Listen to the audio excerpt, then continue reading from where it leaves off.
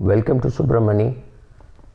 I thought a post or a vlog saying what you should look for in a vlog or in a blog is very, very different from what you look for in an advisor.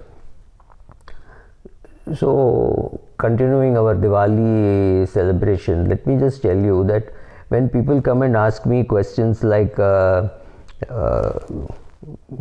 is XYZ a good fund? Let me just tell you where are the others. Yeah, in international funds like Nippon US or ICICI US blue chip, which is better fund? I mean, really, it's very difficult because and also questions like is the Invesco infrastructure fund good? Honest to God, I don't understand your question simply because I do not know what you mean.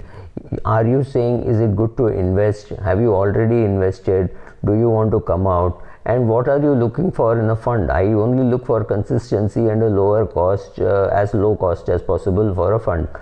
When I find a fund which is investing in companies which I won't even look at, I find the logic of the fund, then I invest in that fund. So yes, I have invested in US funds, Japanese funds, Hong Kong, China, Europe, and of course the Indian funds.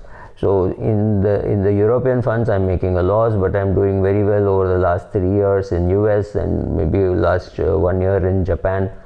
I'm not doing too badly in India either.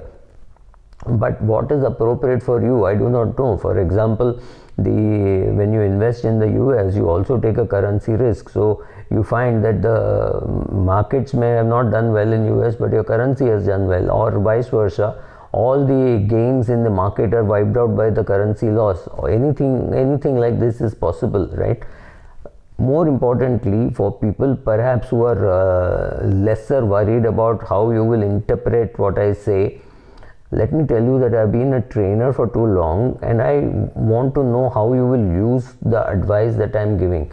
I found many doctors also saying the same thing.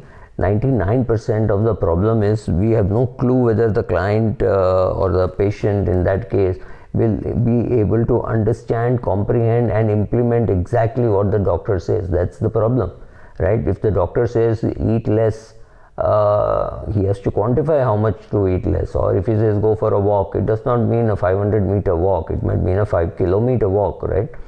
So whether it gets implemented, that's important. And yeah, and then questions like I want more videos in Hindi and more videos in Tamil. That's fine, I can do, but my response in Hindi is so pathetic that I don't feel like doing. Absolutely no drive. Please understand, nobody makes money on YouTube videos, or you make a small amount of money. I cannot do videos which people don't watch, right? So to me, it's a waste of time. Can you give total utility, delayed gratification? Buying an expensive car is a national duty to ensure economy is growing, even if I don't have money for my own family. Very good. If you don't have buy a 15 lakh car, but today people buy.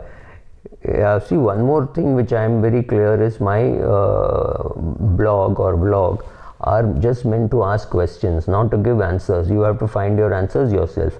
If you can't find answers to these questions which I raise or what comes in your mind, you need an advisor who will help you. I'm not saying advice is a easy thing to do and it is not a cheap thing. Advisors are expensive, but if you can't find an advisor, stick to an index fund. Don't think that without an advisor you will find an index fund and you will create alpha. That doesn't happen.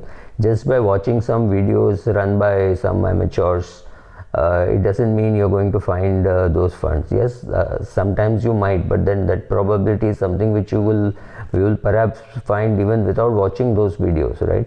So don't get carried away by videos which say we will find the top 3 funds for the top 3 companies. It doesn't make any sense at all. So my job is not to give you those things. My job is to put you on a path so that you can go and find them yourself. So do I say you should invest without an advisor? Answer is no. So the choice is completely up to you.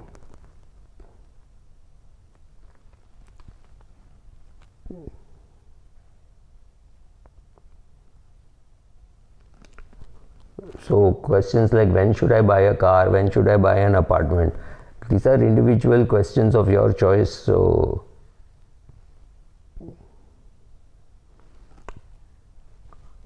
okay, then there are people who come and say, I sold all my individual stocks in this rising bull market, just set off to my ego. I wanted to stop myself from buying more individual stocks. I put all my money in Nifty. That's not bad at all, right? And then this advice is great. Questions which are very difficult to ask, I agree. Then a doctor saying I'm putting in equity. I don't understand how people create their own portfolios and keep buying every month. Doing an SIP in a portfolio which is self-created seems to be pretty suicidal. You are making an assumption you know how to construct a portfolio. It's not easy. If you don't know how to construct a portfolio, stick to the index. Only then you will buy the shares in the right quantity. Please understand, when an index has 30 shares or when an index has 50 stocks like the Nifty, all shares are not equal. So how will you do an SIP in all those shares? To me it doesn't make sense. For some people whom it makes sense, all the best. Yeah, so I think that's all. Beyond 6-7 minutes gets boring. So thank you.